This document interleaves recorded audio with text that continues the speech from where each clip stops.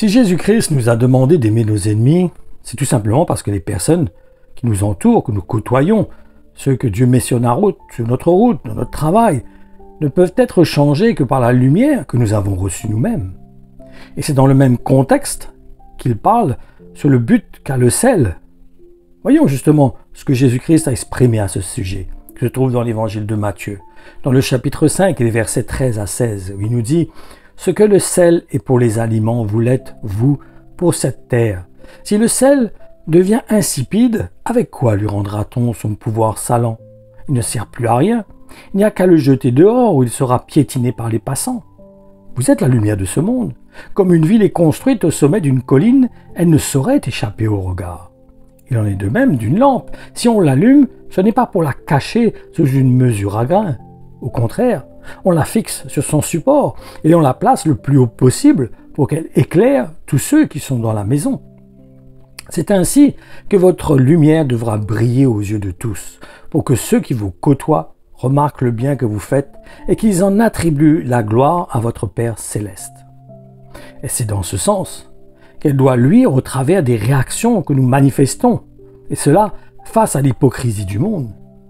Et c'est ce que nous demande Jésus-Christ, comme dans cette parole qui se trouve dans l'évangile de Luc au chapitre 6 et dans les versets 27 à 37 qui nous dit « Quant à vous tous qui m'écoutez aujourd'hui, je vous dis, aimez vos ennemis, faites du bien à ceux qui vous témoignent de la haine, invoquez la bénédiction divine sur ceux qui vous maudissent, intercédez pour ceux qui vous calomnient méchamment. Si quelqu'un te donne une gifle sur une joue, présente-lui aussi l'autre. Si quelqu'un t'enlève ton manteau, ne l'empêche pas de prendre aussi ton habit. Donne à tous ceux qui te demandent, et si quelqu'un te prend ce qui t'appartient, n'exige pas qu'il te le rende.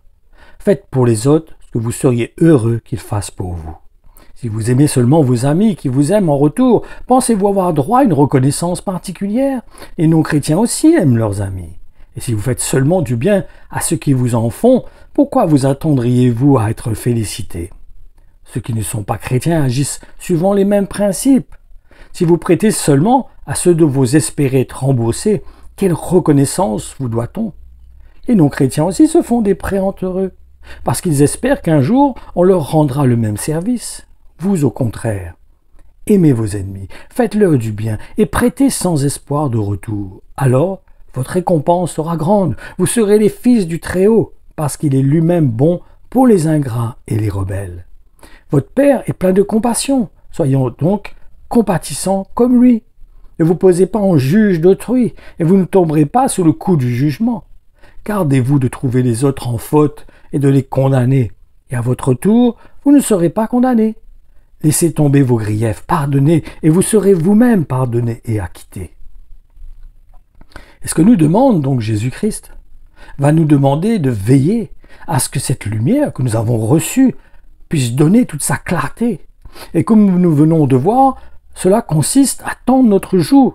En effet, face à la méchanceté de l'homme, nous devrons nous armer nous-mêmes des mêmes sentiments que ceux qui ont été manifestés par Jésus-Christ. Parce que leur façon d'agir, n'oublions pas, vient de cette nature que nous avons tous reçue d'Adam. Sans oublier que nous ne valons pas mieux qu'eux, car ce que nous sommes vient uniquement de la grâce de Dieu. Et c'est bon, pour comprendre cela, de lire ce qui a été exprimé par l'apôtre Pierre dans sa première épître, au chapitre 3 et dans les versets 16 à 18, qui nous dit « Veillez à garder votre conscience pure, pour que ceux qui se disent du mal de votre bonne conduite, découlant de votre communion avec le Christ, aient à rougir de leur calomnie. Il faut les confondre sur leur terrain, où ils vous attaquent. En tout cas, il vaut mieux souffrir en faisant le bien, si telle est la volonté de Dieu, plutôt qu'en faisant le mal. Rappelez-vous que le Christ lui-même, tout innocent qu'il ait été, a souffert pour des coupables. Il est mort, une fois pour toutes, pour nos péchés, afin de nous réintroduire dans la communion avec Dieu. Son corps humain a été mis à mort, mais par l'Esprit, il a été ramené à la vie. En effet, cela vient de ce que Dieu nous a permis de recevoir cette lumière qui est Jésus-Christ, car c'est uniquement pour cette raison que nous pouvons faire la différence entre le bien et le mal. Et cette conscience qui est éveillée en nous, qui nous emmène à voir donc la différence entre le bien et le mal, vient de ce que nous avons reçu le Saint-Esprit en nous. Et cela est le résultat d'avoir placé notre confiance en Jésus en tant que Christ, Fils unique de Dieu venu en chair.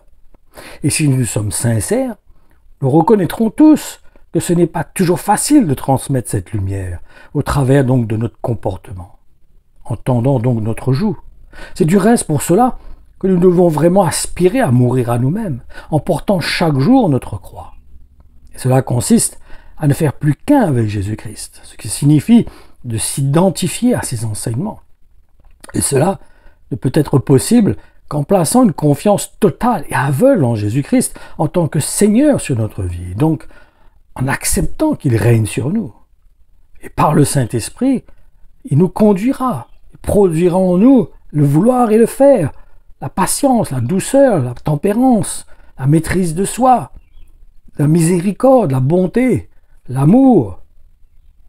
Donc, je veux vous encourager à comprendre que si vraiment nous sommes nés de nouveau et que si réellement nous avons donné notre vie à Jésus-Christ, s'il est le Seigneur de notre vie, laissons-le régner pleinement en nous et de manifester ses sentiments au travers de nous.